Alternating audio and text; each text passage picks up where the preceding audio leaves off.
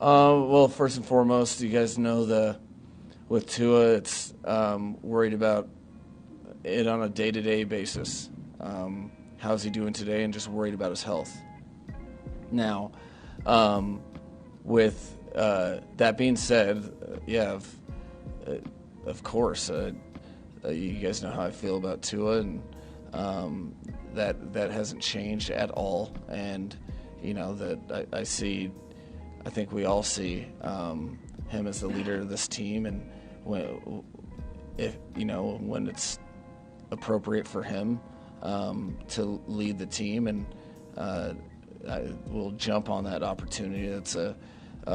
He's a great player with only improvement in front of him as well. We're talking about a 24-year-old quarterback that. I think when I signed up for this job, I spent 6 months trying to convince people that he was good.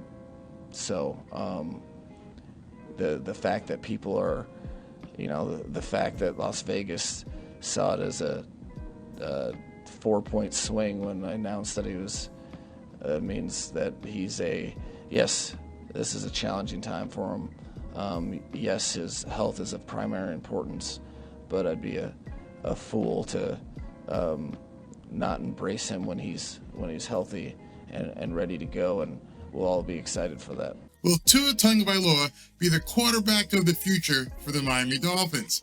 That's what I want to know, and I'm sure a ton of Miami Dolphins fans want to know that as well. Adam Schefter released an incredibly tepid tweet that indirectly confirmed what a lot of people wanted to hear. From Adam Schefter: Tua Tagovailoa expected back as Dolphins starter in 2023, per league sources. And this was posted at 6 a.m. the morning of the Buffalo Bills game. Expected. League sources. What the hell does that even mean? Since when did league sources determine roster moves for a team? And why did this tweet go out at 6 a.m. on game day? You think if Tua was coming back as a Miami Dolphins quarterback, there would have been an announcement by maybe Tua himself or the actual Miami Dolphins organization. I think a lot of people need to research the term confirmation bias. Confirmation bias is the tendency to search for, interpret, favor, or recall information in a way that confirms or supports one's prior beliefs or values. So many people are so desperate for the return of Tua Tagovailoa that they're falling victim to their own confirmation bias. This is exactly the kind of commentary that gets the insane clown posse wing of the Miami Dolphins fan base pissed at me. Listen to how Mike McDaniel spoke about Tua in the post-game presser following the Dolphins' loss to the Buffalo Bills. Well, first and foremost, you guys know with Tua, it's worried about it on a day-to-day basis. Dude, the season is over. There is no more day-to-day basis. There is no more concussion protocol for Tua to emerge from. He's got months to heal at this point. Why continue with this day-to-day crap? I think we all see him as the leader of this team. And no, Mike, I'm sorry. We don't see him as the leader of the team. In fact, we don't see him at all. One tunnel appearance in a month is not someone who exudes leadership. This isn't normal. Maybe some people out there who've never played football, who've never understood what a concussion protocol is or recovering from a concussion is, but this isn't normal. You don't need a month unless something is really wrong. And God forbid, I hope nothing is really wrong, but none of this makes sense. Absolutely no sense whatsoever. If, when it's appropriate for him to lead the team. And wait, what? Let's run that back. If, when it's appropriate for him to lead the team. And if, that's the second time he's used the word if in conjunction with Tua returning to the Miami Dolphins in two separate press conferences. Then he said, and I quote, if it's appropriate for him to be the leader of the team. But I thought he said he was the leader. Which is it? Tua Tagovailoa is either the leader of the team or he isn't. Leadership isn't a part-time job, and being captain and the quarterback aren't part-time positions either. You're either all in or you're all out. I think when I signed up for this job, I spent 6 months trying to convince people that he was good. And are you now ready to spend the next couple of months convincing people all over again? Not so much in regards to his ability. Tua can play. Tua is a baller, but can he play 17, 18 games in an NFL season? Are you willing to risk your job and the fortunes of the team based upon Tua's durability issues?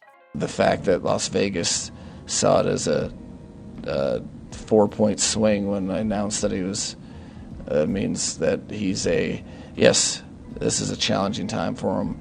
Wasn't that a resounding endorsement of Tua? That, my friends, was unedited. He actually said that. What the hell does Las Vegas gambling have to do with Tua Tagovailoa being a durable, dependable quarterback for the Miami Dolphins? Are you serious? Wow. All I can say is wow. Yes, his health is of primary importance, but I'd be a fool to not embrace him when he's healthy and ready to go, and we'll all be excited for that. Yes, I agree 100% with everything Mike McDaniel just said right there about Tua Tagovailoa. Tua's health is of primary, utmost importance. No debate. And yes, we'd all be fools not to embrace Tua when he's healthy. When he's healthy. But what about when he's not? That is the singular decision that should drive all Miami Dolphins moves and strategies this offseason. And that question being, what do you do when Tua's not healthy? His history has shown the likelihood that his durability should be questioned, and you need to plan for those times when he's, quote, not healthy. As an admitted Tua Tagovailoa fan and a Miami Dolphins fan, that is the question we all have to ponder going into this offseason. And it's a big, big question for the Miami Dolphins organization to address and find out and determine before March 1st. And, just to let you know, a public statement by Tua Tagovailoa himself wouldn't hurt. So let me know what you guys think. Do you think the Miami Dolphins should push all in, like Las Vegas said, and get behind Tua despite his durability issues? I'd love to hear what you guys have to say. Fins up. If when it's appropriate for him to lead the team, and we'll jump on that opportunity. He's a great player with only improvement in front of him as well. We're talking about a 24-year-old quarterback that, I think when I signed up for this job, I spent 6 months trying to convince people that he was good. Is anybody catching on to this Barry guy?